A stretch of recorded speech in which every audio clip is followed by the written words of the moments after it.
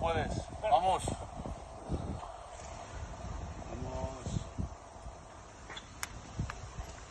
Muy bien. ¡Empate!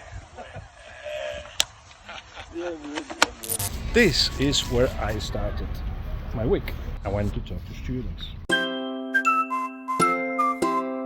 Well, as an 8-year-old, I knew I wanted to do that, and in fact, from then on, most of the stuff I did was to become a journalist. Started with buying newspapers before I could even read them. But I had them under my arm, and everybody knew I was reading newspapers and I was going to be a journalist. These are the people responsible for it. How did that go? It was amazing. Brilliant. Thank you so much. Yeah, kids loved it. Oh, thank you. Come again. It was great. I love doing this kind of thing. So I think John has prepared some photos of it.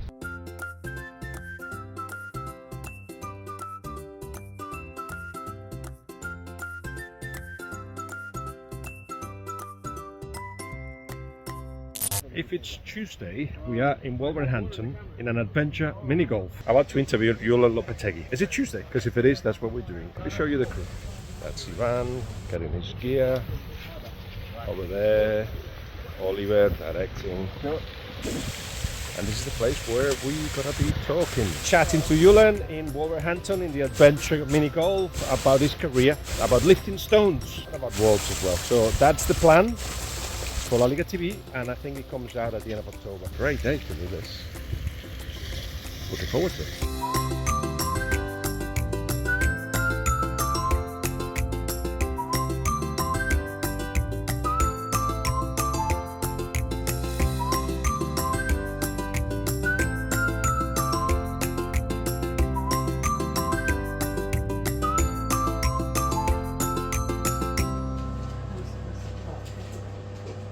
This place is spectacular.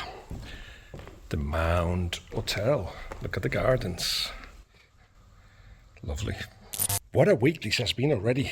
So I need a coffee. Sunday we had a fantastic Madrid derby, one in which Real Madrid proved us right, to be honest. I was with Karanka and Semra Hunter on ITV4. It became a really interesting game because Real Madrid still insist on their idea, which is individual quality will take them to success. But that has to have a little bit of a structure. And to be honest, I think Carlo Ancelotti have failed at the first hurdle, the first big hurdle, with that new system of having one number 10 behind two forwards, especially having educated Bellingham in that role of number 10. He put Modric there and Bellingham as a forward. It just didn't work. Atletico Madrid knew the weaknesses of Real Madrid were down the flanks, and that's where a lot of the danger was created.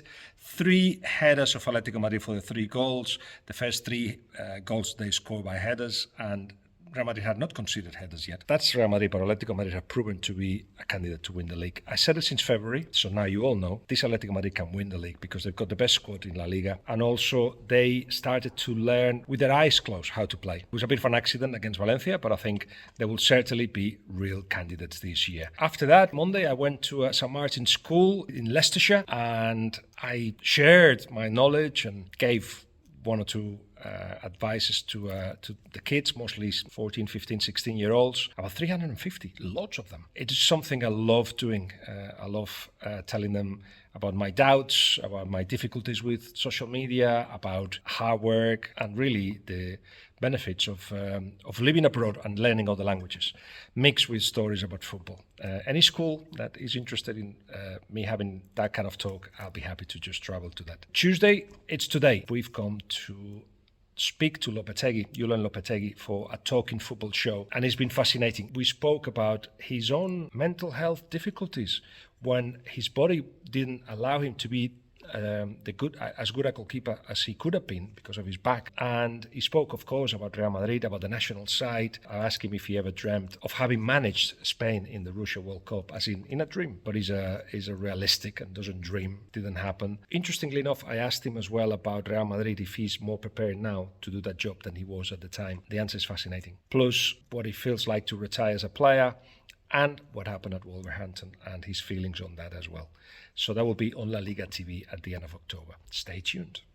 Today is Wednesday, I think. Half fixture, 5 games of La Liga TV, and I am co-commentating Real Madrid Las Palmas. Barcelona drew yesterday and they showed, like they did against Celta, defensive mistakes which Real Madrid can take advantage of. But as we have followed Real Madrid this week, I've got to tell you that Ancelotti defended himself in the press conference saying that the system will work. Mi evaluación es distinta a lo que puede hacer todo el mundo. Yo no es que me meto a leer o a escuchar muchas cosas. Sé perfectamente lo que tengo que hacer en este momento, lo saben perfectamente los jugadores. Well, because it's midweek, Brahim is going to play in that number 10 and Joselu and Rodrigo will be in front of him. Interestingly enough, Mendy, who's recovered from injury, now he is in the left back position, and there's a lot of energy with Camavinga, Valverde, Tchouaméni. So basically, a team that looks like the team that Ancelotti used to play at the beginning of the season. Why that formation? To use as many midfielders as he can, because he's got plenty, not so many forwards. Because with that energy, they can recover the ball early, and they've got a lot of quality when there is that kind of a space when you recover the ball. I'm not alone. Hello, and Albert Ferrer are with me for another day of wonderful La Liga. Right. So, are we ready, Andy? Always ready. Yes. What are we doing? What are we doing? Las Palmas. Oh, yeah. Yeah. Just got their first win. Yes. Yeah, the Santiago Bernabeu. Ever? Well, yeah, that's going to be a challenge. He's not convinced. Not that convinced. No.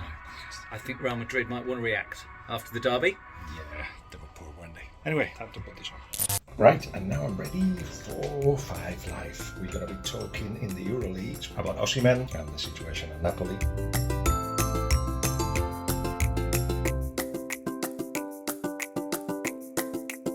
We're going to talk about Joao Felix, about Girona, top of the table in Spain, and even about Barcelona.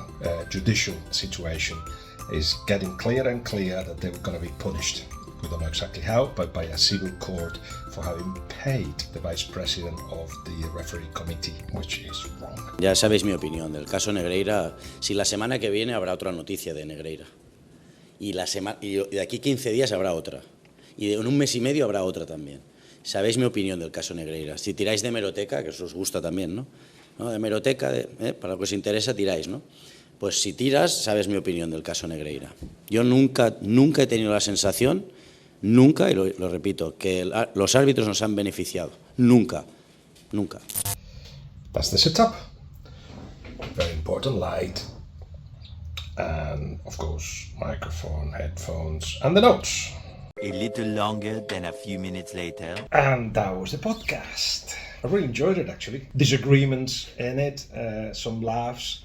I just love the guys, Steve, Jules, Christoph, and the ones that are not there today, like James and Mina and so on. I really enjoyed that show. Anyway, then it's a weekend of Biggleswade, because on Saturday we play San Pantaleon, which is first against second.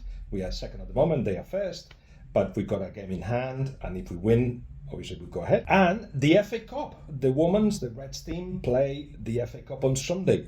So not only will be wonderful to see everybody at the club, it will also be time to remember how much we enjoyed and loved Peter Dean, our honorary president, who left us this week. We'll do it for you, Peter.